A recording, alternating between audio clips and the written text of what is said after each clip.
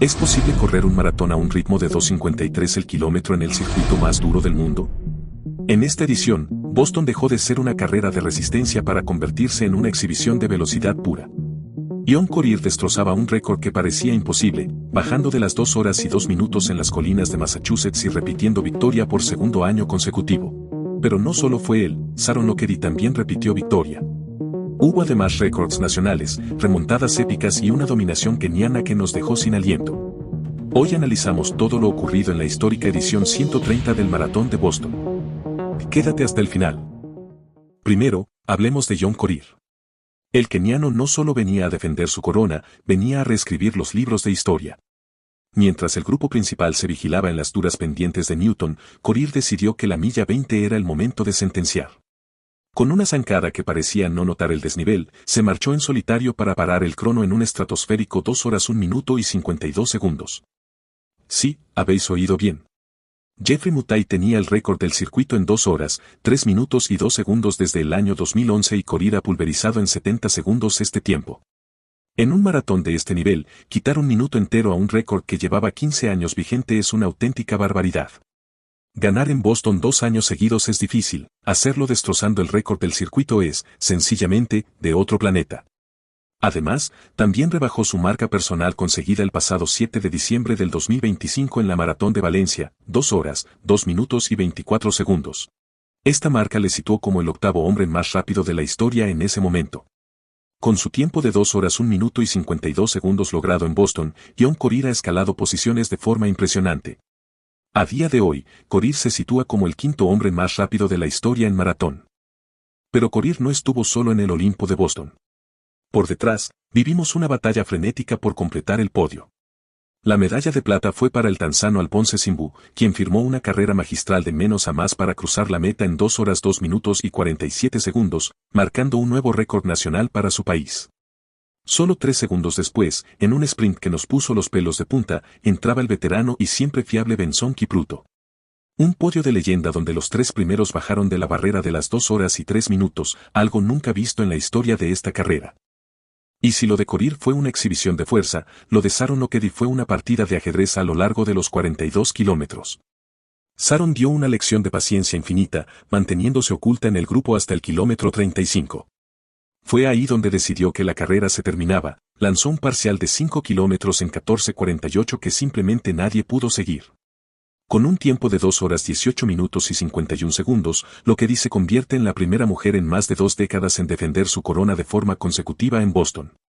Y lo más increíble, lo hizo corriendo por sensaciones, sin mirar el crono y estrenando su propio modelo de zapatillas. Una auténtica jefa del asfalto. Pero el éxito de Kenia no terminó con Lockedy.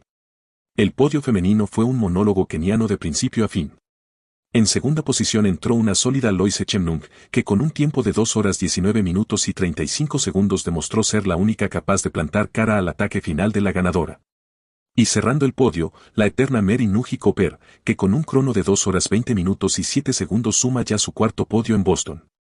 Mary es la prueba viviente de que en este circuito la experiencia vale tanto como las piernas, resistiendo el ataque final de las corredoras locales para colgarse el bronce.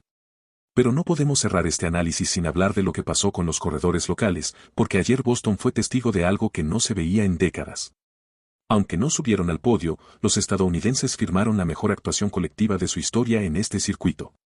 En la categoría masculina, Sowair Talvi nos dejó a todos boquiabiertos. Terminó en una espectacular quinta posición con un tiempo de 2 horas 3 minutos y 45 segundos. Para que os hagáis una idea de la magnitud, es el tiempo más rápido jamás registrado por un estadounidense en Boston, superando la mítica marca de Ryan Hall de hace 15 años. Y ojo con el joven Charles Six, que en su debut terminó séptimo bajando también de las 2 horas y 5 minutos. Y si lo de los chicos fue bueno, lo de las mujeres fue histórico. Jesse Klein volvió a demostrar que es la reina de la consistencia.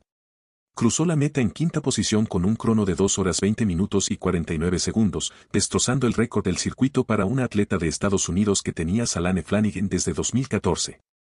El nivel fue tan alto que metieron a 4 corredoras en el top 10, incluyendo a la record woman nacional Emily Sisson, que en su debut en estas colinas logró una valiosísima 9ª plaza. Ayer quedó claro que el maratón estadounidense está en su mejor momento. Muchos os preguntaréis, ¿dónde estaba el gran favorito local, Conner Mantz? Lamentablemente, el hombre que posee el récord de Estados Unidos fue el gran ausente en esta edición. Una inoportuna fractura por estrés en el sacro frenó en seco su preparación. Aunque intentó llegar a tiempo, Mance fue honesto con sus seguidores y decidió no forzar, dejando un vacío enorme en la línea de salida.